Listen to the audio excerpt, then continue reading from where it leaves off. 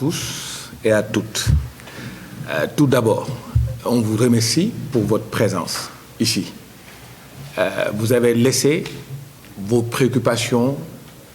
pour être là, non pas pour nous,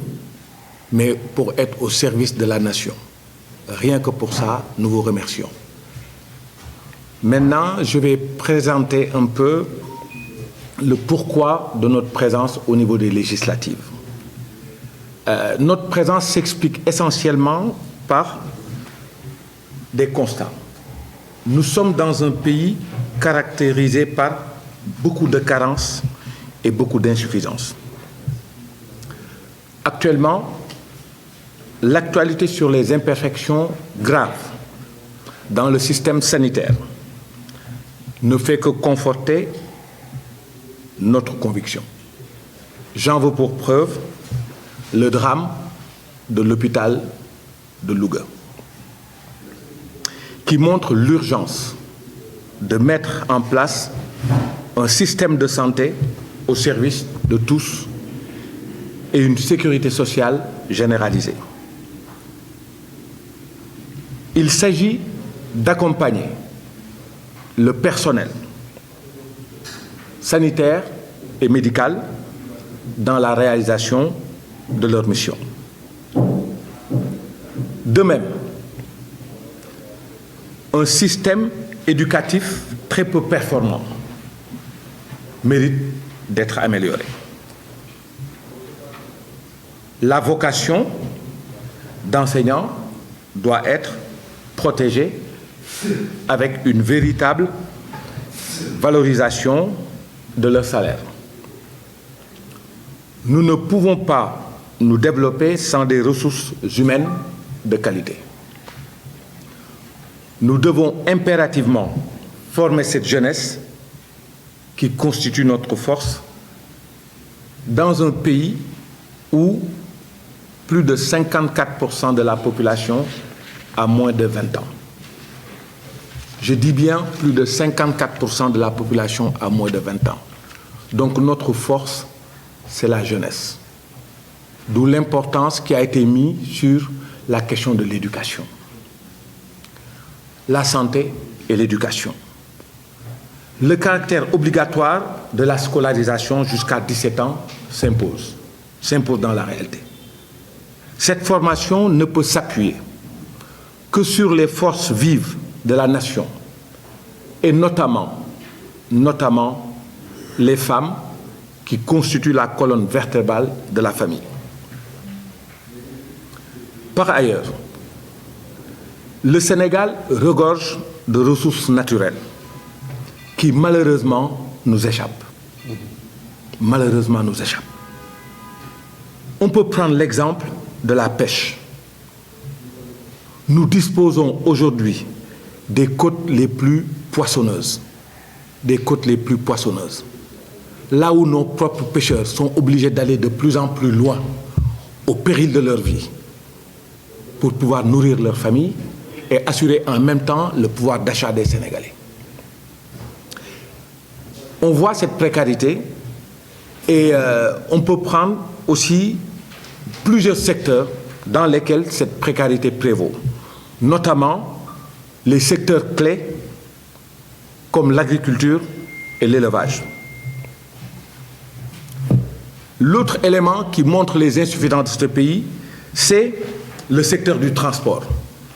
Le secteur du transport souffre de l'inexistence du chemin de fer qui conduit à l'appauvrissement de la capitale du rail, Thiès, que nous connaissons tous, mais aussi de toutes les villes qui dépendent économiquement de ce moyen de transport. Et en même temps, les emplois induits ont disparu. Parce que grâce à cette régie des chemins de fer, il y avait tout un ensemble de pans sur le plan économique avec des hommes et des femmes qui utilisaient les chemins de fer pour pouvoir transporter des marchandises et faire en même temps un commerce. Tout ça disparaît. C'est ça qui explique, en tout cas aujourd'hui, notre présence au niveau de la troisième voie. Bokk ak Amsatou ay valeurs. Suñu mouvement nag man maay président mouvement bi nga xam ne ñu ngi nekk mouvement Sopp Sénégal li tax ñu wax loolu li tax ñu jóg Sénégal moo ñu ñor intérêt Sénégal moo ñu ñor actuellement lépp lu ñuy def rek ñu ngi ko teg ci mbirum intérêt Sénégal. Nous avons besoin, la jeunesse sénégalaise a besoin qu'on construise aujourd'hui un Sénégal décomplexé avec des hommes et des femmes au service de la nation, uniquement au service de la nation ci li ñu bokk. léegi comme ni ñu ko waxee rek ñun waxuñu leen comme ni ko nit ñi di waxee ñëw leen jàppale ñu wax nañ ci mbirum santé bi wax nañ ci mbirum éducation parce que ku ne santé wax éducation ku ne éducation wax aussi condition logement yi nga xam ne nit ñi wala fa nekk loolu yëpp nag ay loi la yoo xam ne dañ ko war a voter ak ñoo xam ne dañu war a contrôler li nga xam ne gouvernement bi moo koy def moo tax ñu soxla ay nit ñoo xam ne du ñu nekk des députés partisans mais dañuy nekk député wu askan wi député wu askan wi parce que li nga xam ne défi yi nga xam ne war nañ ko relever dafa rëy suñu volonté nag moom mooy Sénégal nekk dëkk boo xam ne koom-koom bu rëy lay doon loolu moo tax ñu jóg léegi nag comme waxuma ngeen ñëw jàppaleñ dañu ne ñëw leen ñu jàppoo liggéey réew mi liggéey Sénégal ak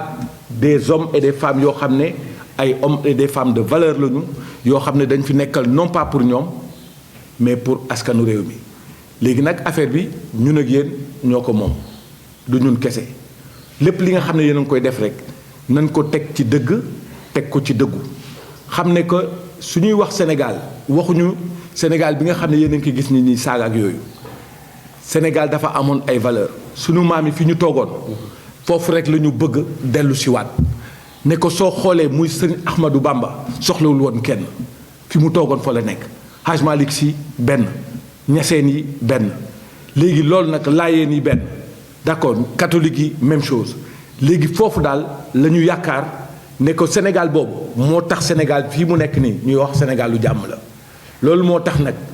ñu bëgg a jóg daal di liggéey ci côté boobu voilà. difficulté bu njëkk bi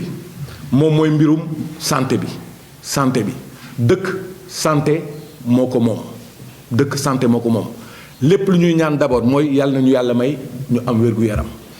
waaw yàlla nañu yàlla may ñu am wér-gu-yaram donc loolu moo nekk priorité ci ñun donc ça veut dire que lépp li nga xam ne dañ ko def dinañu prioriser affaire u santé bi ci biir réew mi ñaareel bi moom mooy su ñu waxee santé il faut mu am ay ñoo xam ne ñoo koy encadrer donc des personnes yoo xam ne dafa nekk ay nit ñoo xam ne dañu am formation une formation de qualité loolu moo tax ñuy wax affaire éducation te formation boobu nag xale yi ñoo ko yore parce que soo gisee bitim réew ñu ngi assister ci loo xam ne vieillissement de la population ñun suñu force suñu doole moom mooy suñu xale yi donc il faut que ñu former leen ci côté boobu loolu mooy tax ñuy wax gestion des ressources humaines ñu def gestion ressources humaines boo xam ne dañ ko teg ci raay bi mu wóor ne que ñun actuellement suba dinañ teg Sénégal boo xam ne ñëpp dinañu gis ne Sénégal boo xam ne na on va vers un développement on fait de ce Sénégal un pays développé tubaab bi amul dara loo xam ne ëppale nañu ci De Gaulle fi mu toogoon dëkkam moo taxoon mu toog Macron fi mu toog dëkkam moo taxoon muy toog lépp lu muy def dëkkam moo tax léegi nag ñun fépp fi nga xam ne dinañ fa toog biir assemblée incha allahu rabi suñu dëkk moo tax ñuy toog keneen du tax ñuy toog te du ñu bukk jaay suñu dëkk loolu daal laa bëggoon ñu xam ci léegi nag ñu jàppoo waxuma ngeen ñëw jàppale ma nañu jàppoo liggéey réew mi